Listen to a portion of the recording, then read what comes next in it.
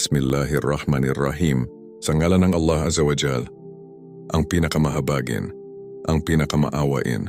Assalamualaikum warahmatullahi wabarakatuh. Sumainyo ang kapayapaan, awa at pagpapala ng Allah Azza wa Jal. Ako muli si Legendary B, inspired ang maghahatid sa inyo ng katotohanan tungkol sa Islam at ang mga kwento nito. Huwag kakalimutan mag-follow, like at share to get latest Islamic teachings and lectures.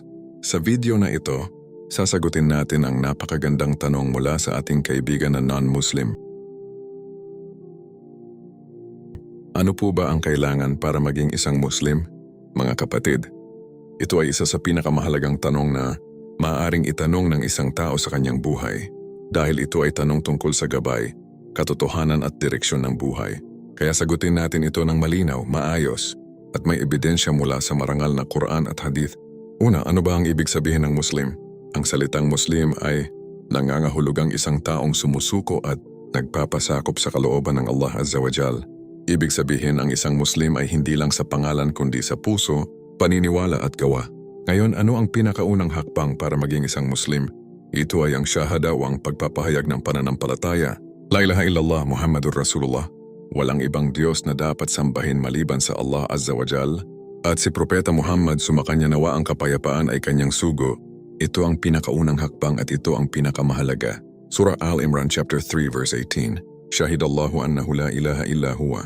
Pinatotohanan ng Allah Azza wa Jal na walang ibang Diyos maliban sa Kanya. Allah bears witness that there is no deity except Him. Paliwanag. Ang pagiging Muslim ay nagsisimula sa paniniwala sa isang Diyos walang katambal, walang anak, walang kahati. Ikalawang hakbang. Paniniwala sa anim na haligi ng iman o pananampalataya. Ito ay maniwala sa Allah Azza wa Jal, sa mga anghel, sa mga aklat, sa mga propeta, sa araw ng paghuhukom, and sa tadhana. Hadith mula sa Sahih Muslim. An tu'mina billahi wa malaikatihi wa kutubihi, wa rusulihi wal yawmil akhir wa tu'mina bil qadari khayrihi wa syarrihi.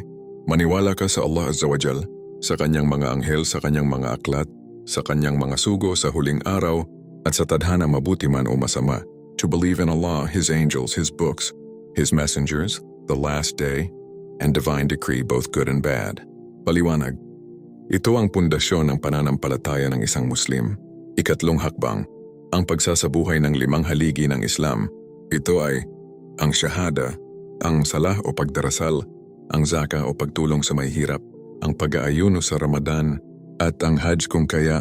Surah Al-Baqarah chapter 2 verse 43. Wa aqimus salata wa atuz zakata.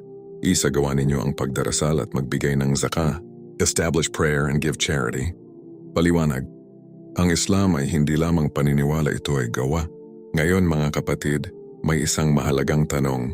Mahirap ba maging Muslim? Ang sagot, hindi. Sinabi ng Allah Azza wa Jal, Surah Al-Baqarah chapter 2 verse 286. La yukallifullahu nafsan illa wus'aha. Hindi binibigyan ng Allah Azza wa Jal ng pasanin ang isang tao ng higit sa kanyang kakayahan. Allah does not burden a soul beyond what it can bear. Paliwanag.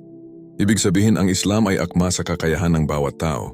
Hindi mo kailangang maging perpekto agad, kailangan mo lamang magsimula.